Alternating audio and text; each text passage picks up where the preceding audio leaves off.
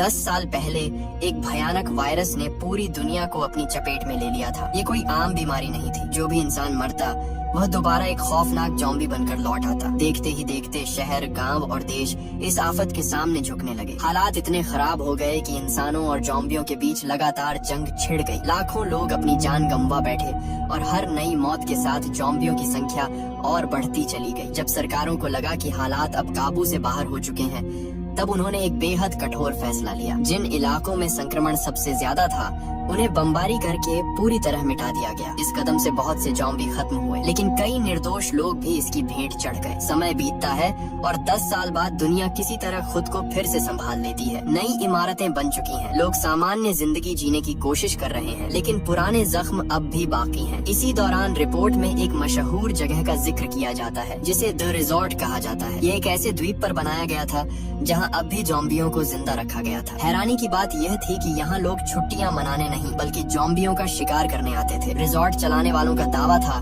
कि जिन लोगों ने अपने परिवार या दोस्तों को इस महामारी में खोया है, वे यहाँ आकर अपने गुस्से और दर्द को बाहर निकाल सकते हैं। इसी सोच के साथ ज़ॉम्बियों का शिकार एक तरह की थेरेपी बन चुका था और अमीर लोग इसके लिए भारी रकम खर्च करते थे। लेकिन रिपोर्ट का असली मकसद इस जगह की तारीफ करना नहीं था। सरकार को शक हो चुका था कि यही रिजॉर्ट भविष्य में एक नई मुसीबत की वजह बन सकता है। इसलिए फैसला लिया गया कि जिन द्वीपों पर ऐसे रिजॉर्ट मौजूद हैं, उन्हें हमेशा के लिए खत्म कर दिया जाएगा। कहानी अतीत की तरफ मुड़ती है और हमारी मुलाकात आर्या नाम की एक युवती से होती है। आर्या की जिंदगी बाहर से सामान्य दिखाई देती है। कई साल गुजर जाने के बाद भी वह उस दिन को भूल नहीं पाई थी जब उसने अपनी आंखों के सामने अपने पिता को वायरस की चपेट में जाते देखा था। वही यादें बार बार उसके दिमाग में लौट आती थीं। इसी वजह से उसके दोस्तों ने उसे एक अलग सलाह दी। उनका मानना था कि शायद द रिजॉर्ट की यात्रा उसके लिए मददगार साबित हो सकती है। वहाँ जाकर वह उन ज़ॉम्बियों का सामना कर पाएगी जिनसे जुड़ी यादें उसे सालों से परेशान कर रही थी। काफी सोचने के बाद आर्या इस सफर के लिए तैयार हो जाती है और अपने कुछ दोस्तों को भी साथ ले लेती है। द्वीप की ओर जाते समय उनकी मुलाकात 2 युवा लड़कों से होती है। दोनों वीडियो गेम खेलने के शौकीन थे और एक प्रतियोगिता जीतकर यहाँ तक पहुँचे थे। उनके लिए यह पूरा सफर किसी रोमांचक एडवेंचर से कम नहीं था। वे लगातार मजाक और उत्साह में डूबे रहते हैं, जबकि आर्या का ध्यान कहीं और ही भटका हुआ था। रास्ते में एक और लड़की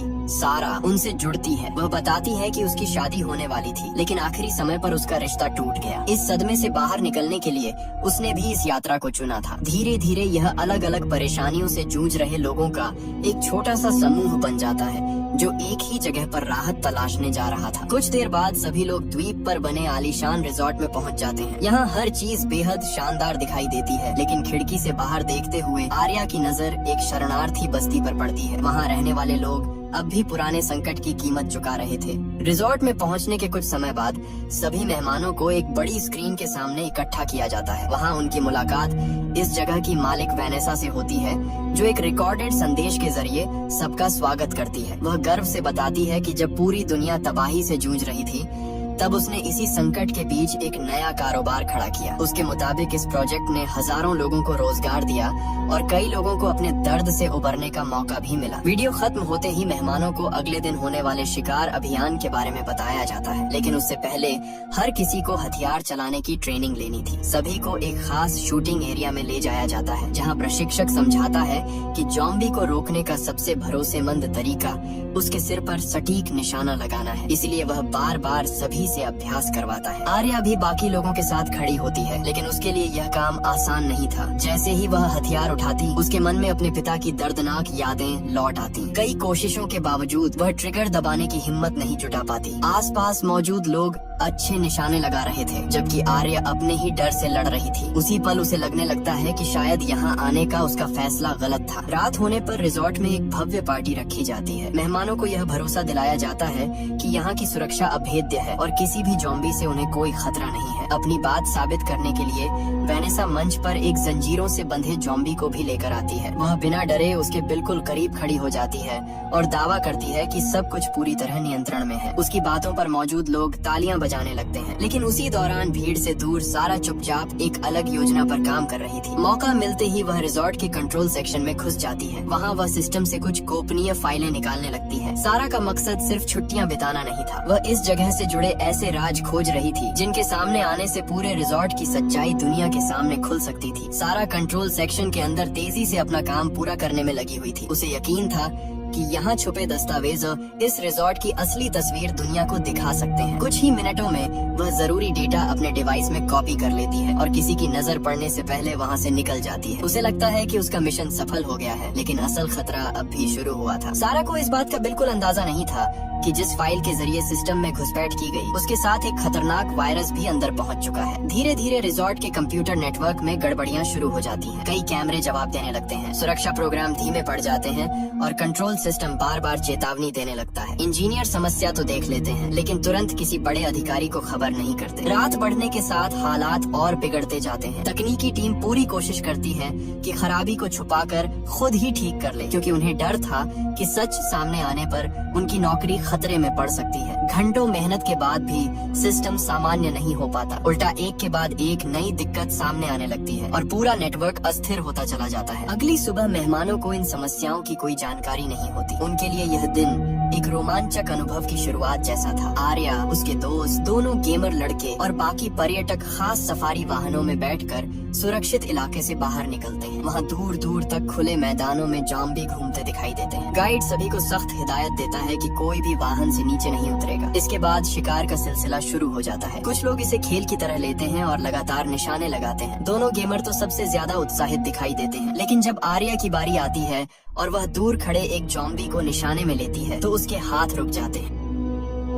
उसे उस चेहरे में कोई राक्षस नहीं, बल्कि कभी जिंदा रहा एक इंसान दिखाई देता है। वह ट्रिगर नहीं दबा पाती और आखिरकार उसके पास खड़ा एक सुरक्षा कर्मी आगे बढ़कर उस जॉम्बी को मार देता है। उस पल आर्या पहले से भी ज्यादा उलझन में पड़ जाती है। दिन खत्म होने के बाद सभी मेहमानों को एक सुरक्षित कैंप में लाया जाता है, जहां रात बिताने का इंतजाम किया गया था। पूरे इलाके को मजबूत बाड़ों और सुरक्षा इंतजामों से घेरा गया था ताकि कोई जॉम्बी अंदर न आ सके। थोड़ी देर बाद लोग आग के आसपास बैठकर बातचीत करने लगते हैं। दिन भर का रोमांच उनके लिए किसी एडवेंचर जैसा था, लेकिन आर्या के मन में अब भी कई सवाल घूम रहे थे। बातों ही बातों में चर्चा जॉम्बियों पर आ जाती है। आर्या स्वीकार करती है कि उसने हमेशा उनसे नफरत की है, फिर भी आज वह एक भी जॉम्बी को गोली नहीं मार सकी। उसका कहना था कि हर जॉम्बी कभी एक इंसान हुआ करता था और यही सोच उसे रोक देती है। बाकी लोग उसकी बात से सहमत नहीं होते। उनके लिए वे सिर्फ खतरनाक जीव थे जिनका खत्म होना ही बेहतर था। उसी दौरान सारा भी अपनी राय रखती है। वह कहती है कि इन जॉम्बियों को सालों तक कैद में रखकर लोगों के मनोरंजन का साधन बना देना भी गलत है। दूसरी तरफ रिजॉर्ट के कंट्रोल सेंटर में हालात तेजी से बिगड़ रहे थे। इंजीनियरों को आखिर समझ आ जाता है कि समस्या मामूली नहीं है। सिस्टम का बड़ा हिस्सा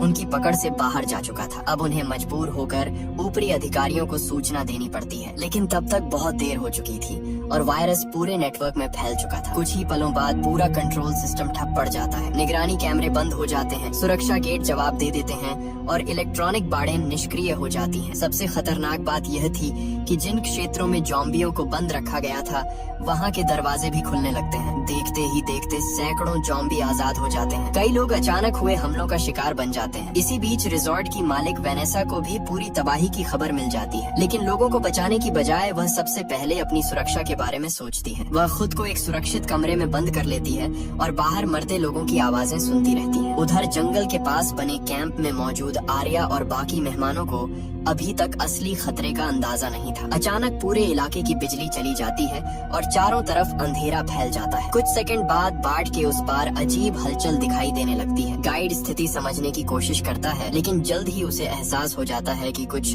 बहुत बड़ा गलत हो चुका है। अंधेरे में दर्जनों परछाइयां उनकी तरफ बढ़ने लगती हैं। जब रोशनी की आखिरी किरण उन चेहरों पर पड़ती है, तब सभी के होश उड़ जाते हैं। वे जॉम्बी थे और उनकी संख्या उम्मीद से कहीं ज्यादा थी। गाइड तुरंत कंट्रोल सेंटर से संपर्क करने की कोशिश करता है, मगर सिस्टम कोई जवाब नहीं देता। तभी कंप्यूटर स्क्रीन पर एक आपातकालीन संदेश दिखाई देता है। सरकार ने ब्रिमस्टोन प्रोटोकॉल सक्रिय कर दिया था। इसका सीधा मतलब था कुछ घंटों के भीतर यहाँ बड़े पैमाने पर बमबारी होने वाली थी। ब्रिमस्टोन प्रोटोकॉल की खबर सुनते ही कैंप में मौजूद सभी लोगों के चेहरे उतर जाते हैं। उन्हें समझ आ जाता है कि सरकार अब इस द्वीप को बचाने नहीं बल्कि मिटाने वाली है। किसी के पास ज्यादा समय नहीं था। तभी जॉम्बियों का झुंड सुरक्षा घेरे को तोड़कर उनकी तरफ बढ़ने लगता है। गाइड सबको पीछे हटने के लिए चिल्लाता है, लेकिन कुछ ही पलों में वह खुद हमले का शिकार हो जाता है। गाइड की मौत के बाद पूरा समूह बिखरने लगता है। आर्या, वीर, सारा, जैक और बाकी लोग किसी तरह सफारी ट्रक तक पहुंचते हैं, लेकिन जब इंजन चालू करने की कोशिश की जाती है तो पता चलता है कि ट्रक भी मुख्य सिस्टम से जुड़ा हुआ था। नेटवर्क फेल होने की वजह से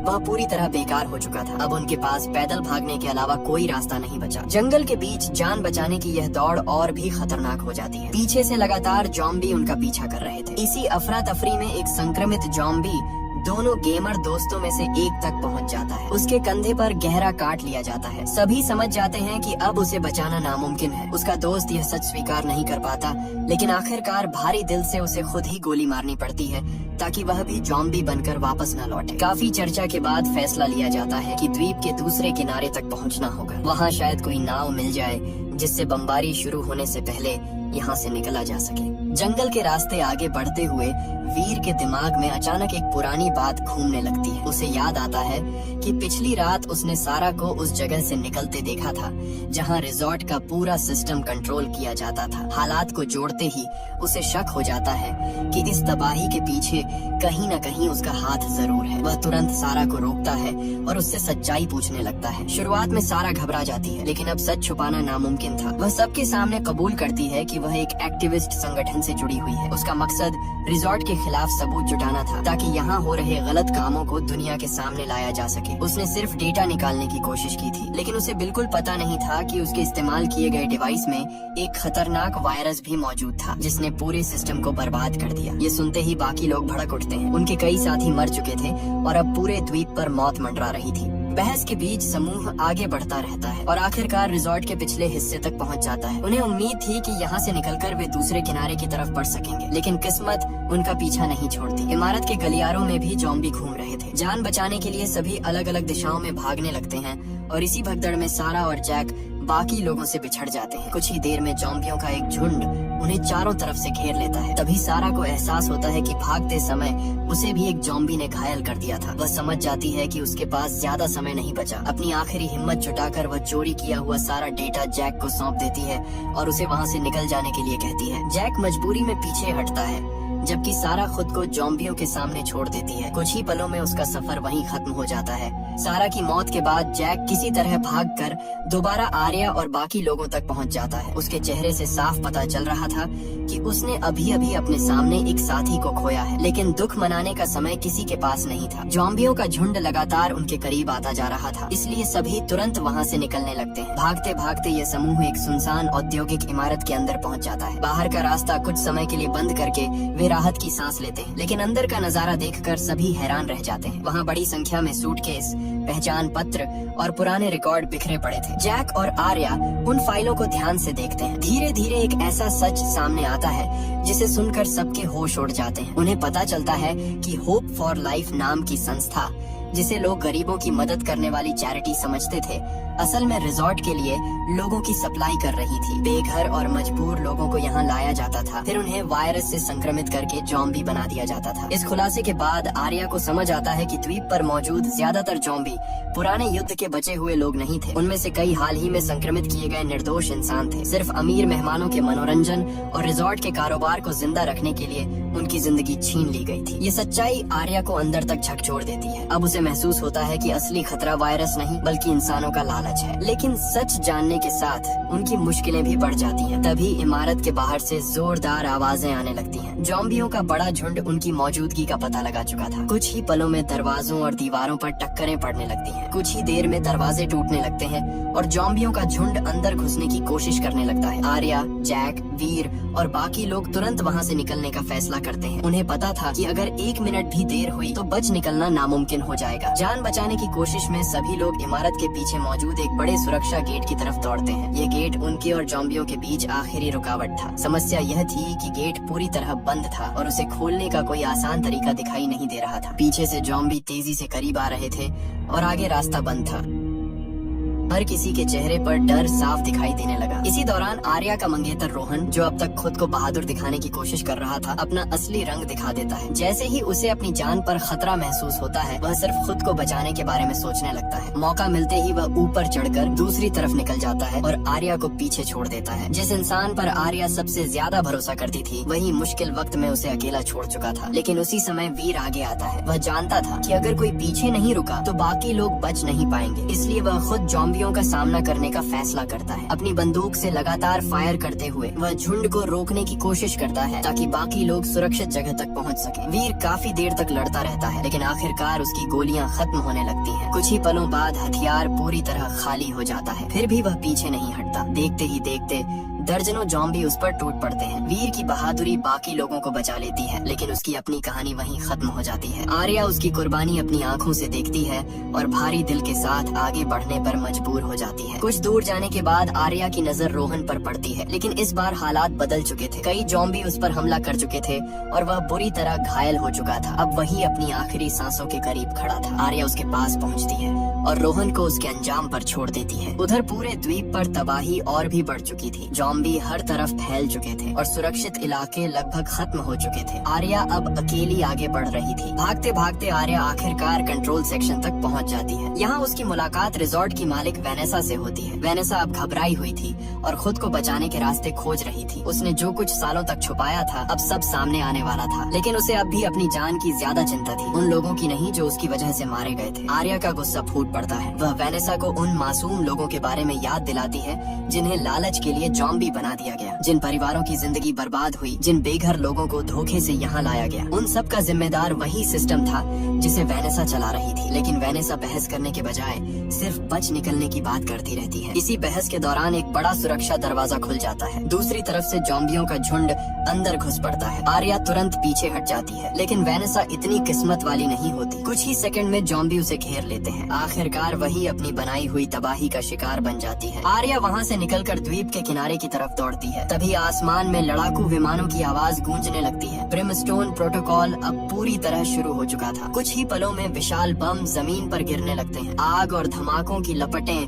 तेजी से उसकी तरफ बढ़ती है। खुद को बचाने का कोई रास्ता न देखकर आर्या सीधे समुद्र में छलांग लगा देती है, जबकि पूरा द्वीप आग के समंदर में बदलता जा रहा था। कहानी अब 3 हफ्ते आगे बढ़ जाती है। न्यूज चैनलों पर लगातार उसी द्वीप की चर्चा हो रही थी जहां कुछ समय पहले भयानक तबाही हुई थी। सरकारी रिपोर्ट में दावा किया जाता है कि बमबारी के बाद वहां मौजूद कोई भी इंसान जिंदा नहीं बचा। दुनिया यह मान चुकी थी कि उस हादसे के साथ पूरी कहानी खत्म हो चुकी है, लेकिन सच्चाई कुछ और थी। समुद्र में छलांग लगाने के बाद आर्या किसी तरह अपनी जान बचाने में कामयाब हो गई थी। उसके पास एक ऐसी चीज भी थी जो हजारों लोगों की सोच बदल सकती थी। यह वही डेटा था जिसे सारा अपनी जान की कीमत पर बचा कर रखना चाहती थी। अब यह सबूत आर्या के हाथ में था और वह इसे छुपाने वाली नहीं थी। कुछ ही दिनों बाद आर्या उस डेटा को सार्वजनिक कर देती है। फाइलों के सामने आते ही पूरे देश में हड़कंप मच जाता है। लोगों को पता चलता है कि रिजॉर्ट सिर्फ एक पर्यटन स्थल नहीं था, बल्कि उसके पीछे इंसानों का शोषण करने वाला एक खतरनाक नेटवर्क काम कर रहा था। आर्या रातों रात सुर्खियों में आ जाती है। पत्रकार उससे बात करना चाहते हैं, चैनल उसका इंटरव्यू लेने के लिए लाइन लगाते हैं, लेकिन वह किसी के सामने अपनी कहानी बताने नहीं चाहती। कहानी का अंत यहीं होता हुआ दिखाई देता है, लेकिन फिल्म